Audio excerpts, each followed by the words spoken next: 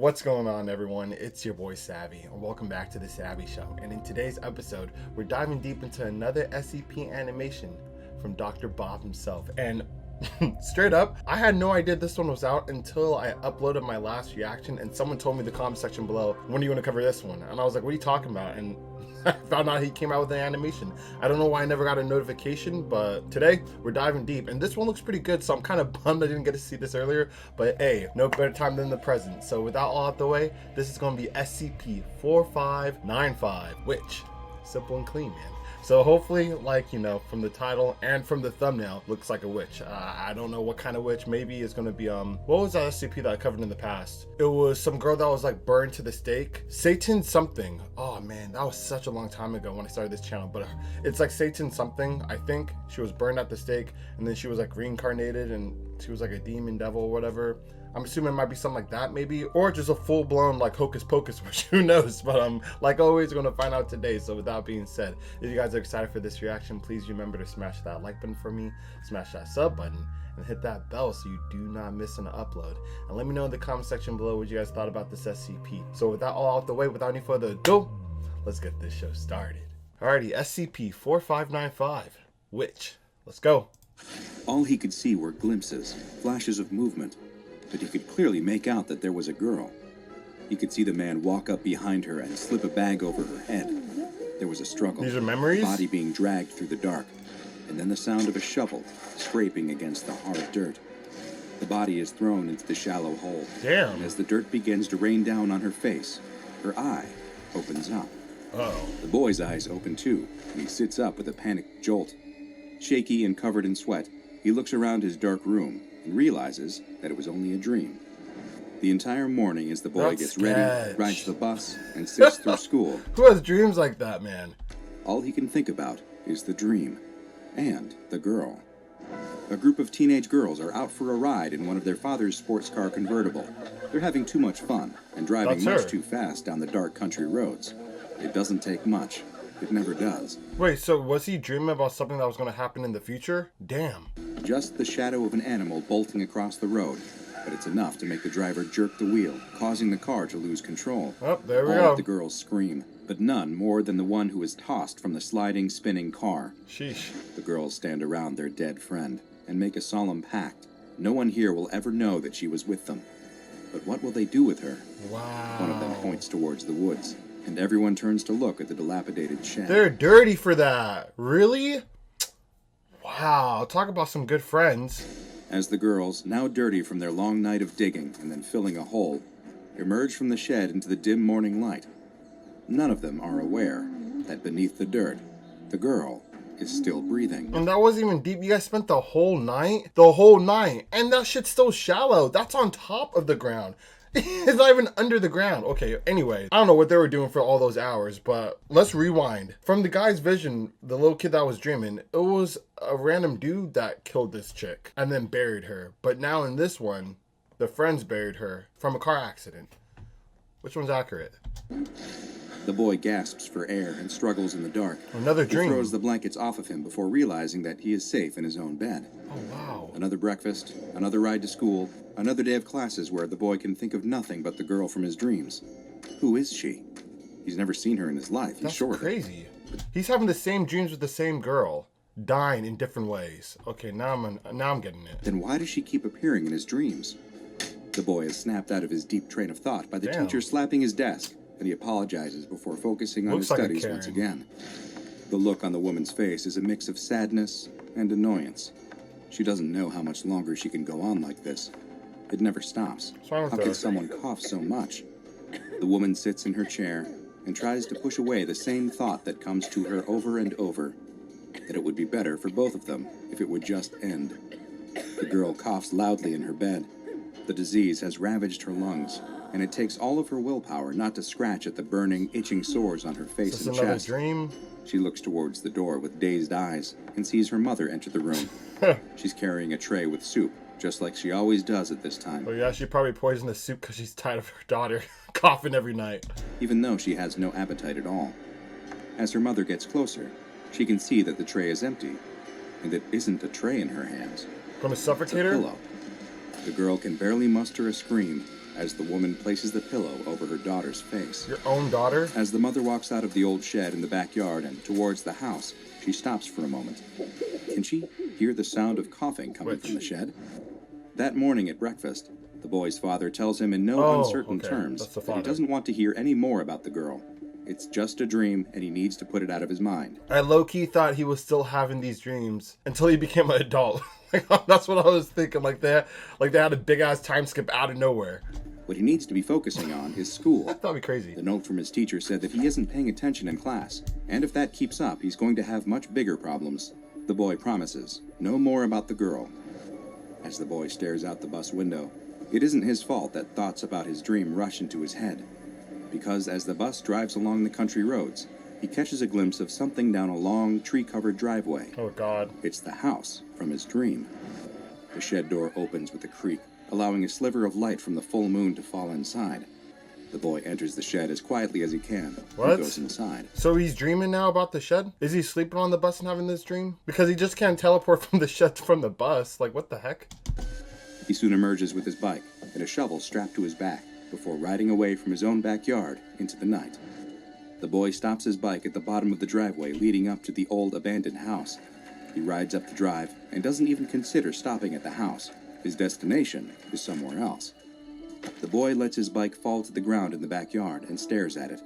It's the shed he's seen so many times before, despite never seeing it in person. It's dark and quiet, the shed silhouetted against the large, bright moon. He approaches the only door on the small shed and reaches for the handle. It opens with a loud, rusty squeak. The boy takes out a flashlight and turns it on. I'm surprised the boy didn't even comment on the door saying witch at all. He didn't even care about that. Illuminating the shed's interior. Inside is nothing except for a wooden bench sitting on the dirt floor. But wait, there is something else. A spot on the ground appears different, blackened, almost as if it were burned. Oh. This is the spot, though. This is the place the boy keeps seeing in his dreams. Why does he keep on scratching himself? He knows she's down there. She needs his help. The boy thrusts his shovel down into the dirt, but it doesn't even scratch the surface. The ground is cold and hard. He strikes down again, and the shovel pierces into the dirt. Nice. The shovel suddenly falls to the ground, though, as the boy begins to cough. He drops to his knees as the coughing becomes a fit. He can't stop, and now he can't breathe. Hope he doesn't It die. feels like his throat is filling with something. He falls to the ground, still coughing as he feels whatever is filling his throat and lungs moving and vibrating. With the final great hacking cough, he unleashes a swarm of creatures from his mouth. What? He lies in the dirt, struggling but unable to get any air, as the buzz of thousands of locusts drowns out his final noises. It's no surprise that what this young man ran into wasn't a dream at all, but an interaction with an anomaly that has since been classified as SCP-4595, but also has the quite simple and appropriate name of witch. SCP-4595 is the designation given to a small room located inside of a woodshed that is itself found behind a home near the town of Jasper, Indiana. The house The appears most random places for these SCPs. to have been abandoned for some time, and there are no reliable records of who the home's most recent or original owners were. The only item inside the woodshed is a simple, rough-hewn wooden bench, though at the time of the anomaly's discovery, 2 other objects were found as well. The first was a small shovel, the type that might be used for gardening. The shovel appears to be ordinary in every way, except for the very tip, which has what looks to be a blood stain on it, though tests have been unable to retrieve any genetic material from the discoloration. The second object was a small human skeleton. The body of the deceased person was removed from the woodshed, and an autopsy revealed that it had belonged to an adolescent male, roughly 11 to 13 years old. The kid. While the exact cause of death was unable to be determined, it is extremely likely that it was due to the anomalous effects that SCP-4595 produces, but more on those in a moment. Yeah. Further examination of the woodshed reveals that the word witch has been scrawled on the door with charcoal, though it is unknown who wrote the message and whether it is meant to serve as a warning or has some other purpose. It is highly likely, though, that the word is referring to the final element of SCP-4595. Oh, yeah? The body that is buried beneath the woodshed's dirt floor. Ground-penetrating imaging tools were brought in to investigate the shed, and researchers discovered that underneath one portion of the floor that appears to have been scorched at some point, a body is buried roughly 1 meter beneath the surface, which has since been designated as SCP-4595-A. She's alive? Scans have revealed the body to be a humanoid figure, vaguely feminine in appearance. Its limbs are twisted in a painful and unnatural manner, and there are several large wounds present on its face, chest, and neck. But perhaps strangest of all is that despite evidence at the site pointing to the location not having been disturbed for many years, the corpse buried beneath does not seem to show any signs at all of decomposition, still appearing as it most likely did at the time it was interred in the ground. How would you know all this information if you didn't dig it up? I know it's animation and everything. I'm sure it's in the file. That's how they got the information, but logically speaking, you shouldn't have known unless you tampered with SCP. And if you did that, how did you bypass the SCP's anomalous abilities? You are most likely asking yourself why the SCP Foundation has relied solely on subterranean imaging in order to assess the state of SCP-4595-A, and why they don't simply dig up the anomalous corpse. The reason why they haven't is due to the anomalous effects present at the site. Testing on SCP-4595 has concluded that anyone who enters the shed and remains there for any substantial amount of time will begin to experience a number of effects. That's some cool imagery. I didn't know that scan could actually see the state of the person underground. Wow. First, they will start to feel paranoid, getting the impression that someone is watching them. Oh my god. This purely mental effect is quickly followed by a physical one, where the individual's skin will start to itch. Those who linger in SCP-4595 long enough will eventually begin to violently scratch at themselves in an attempt to relieve the itchiness. So you start bleeding? These effects, while very uncomfortable, will eventually subside if they leave the location. Thank God. And it is very likely that they are meant to serve as a warning of what will happen if one partakes in the most dangerous aspect of SCP-4595, Taking it up? which is disturbing the body buried beneath it. Anyone who attempts to impact SCP-4595-A by attempting to dig it up or otherwise remove it from the location will quickly experience a horrendous anomalous effect. Dang. The individual will soon find that they are experiencing a shortness of breath, and soon will begin coughing and choking and be unable to breathe at all. This is due to a phenomenon in which any empty space in their chest cavity, lungs, airways, stomach, and intestines will completely fill with Schistocerca gregaria, better known as the desert locust. The insects will continue to appear within the individual's body until they expire, a process that typically takes mere minutes.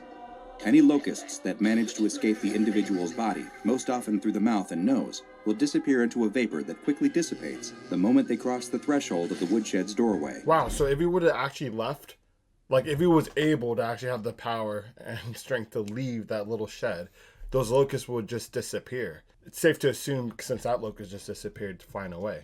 So far, no method has been determined that can prevent any of SCP-4595's effects, and for the time being, no personnel are allowed to enter the anomalous shed except for testing purposes. But even in those cases, the disturbance of SCP-4595-A is not allowed. Due to the relative ease with which the Foundation can secure the site and is able to prevent anyone from entering, it has been classified as safe, with the additional disruption class of dark and the risk class of warning. Oh, wow. I didn't... What? They have extra classes within the classes? Hold on, let me hear that again. What? Anyone from entering, it has been classified as safe, with the additional disruption class of dark and the... Disruption class? I didn't even know that was a thing. What? The risk class of warning. Risk class, warning, disruption class, dark? Because it's a witch, obviously. And what is the light? Like, what? Yo. Just what is SCP-4595? Is the SCP-4595-A body a victim, doomed to an eternity beneath this ramshackle shed? Or is it a monster, sealed away for some unknown purpose? The only warning for us to stay away being a single word on the door. Maybe one day we'll finally know the answer to why SCP-4595 is only known as the Witch. Uh-oh. Now go and watch another entry from the files of Dr. Bob, like SCP... That's the one I was talking about.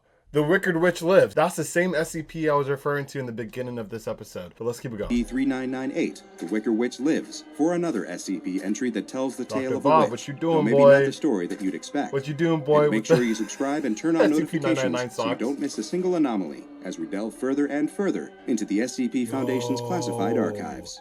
Is that his girl or something? Yo, Dr. Bob, the lore for Dr. Bob just keeps on building, bro. What's his connection with the witch, man? Yo, someone needs to put like a... Someone needs to make a video about who is this Dr. Bob, guys. But anyway, this is cool. I'm assuming that the witch is a monster and not a victim, because just let's say if it's a victim, why would it damage the people or kill the people that is trying to free the said victim in, you know, this purgatory that it's in. But if it's a monster, it's probably, you know, trying to keep them away, since, you know, the sign on the door, and if they disturb the ground, they're going to die. So I feel like it's a monster, and someone put that monster there to save other people. But yeah, this was really, really cool. Very similar to SCP-3998. That's the one I was talking about. Man, that was a good one too. Hope you guys all enjoyed this reaction though. Let me know if you guys did in the comment section below. And also, if you guys did, smash that like button for me. Let's try to get 150 likes on the video. Let's get it done like a family. And remember, turn on post notifications so you don't miss an upload. And now, down all the way, that concludes today's episode. However, I'll catch you guys on the next one.